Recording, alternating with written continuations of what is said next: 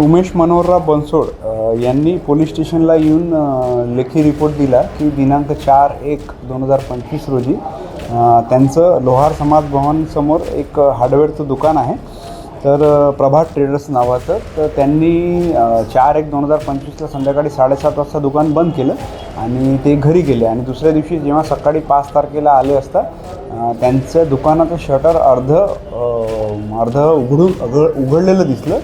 तर त्यांनी पूर्ण दुसऱ्या साईडचे शटरचे लॉक उघडून बघितले असता त्यांचं एक त्यामध्ये असलेला 12,000चा TV आणि इतर हार्डवेअरचं सामान, ज्यामध्ये CPVCचं सामान आणि UPVCचे बेंड असे त्यामध्ये टोटल त्यांचं 35,250 रुपयाचं सामान चोरी गेलेलं होतं. तर सदरचा गुन्हा हा आम्ही तपास पथकाकडे दिला होता. तर तपास पथकाने आज रोजी मागच्या 3 दिवसापासून तपास पथक त्याचा तांत्रिक तपास करत होते. तर तपासादरम्यान तपास पथकाला एका आरोपीबाबत त्यांची शंका पूर्ण झाली, म्हणजे संशय होता.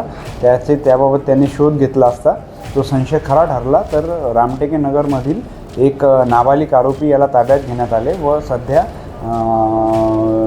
म्हणजे TV हा रिकवर झालेला आहे आणि तर मुद्देमालसुद्धा रिकवर करत आहे. सदर कामगिरी DB पथकाचे PSI आंबे पवार आणि त्यांच्यासोबत मनोज नेवारे, प्रकाश गाडेकर या लोकांनी आणि इतर DB पथकातील लोकांनी, शेंडे या लोकांनी कामगिरी केलेली आहे आणि हा गुन्हा निष्पन्न केलेला आहे.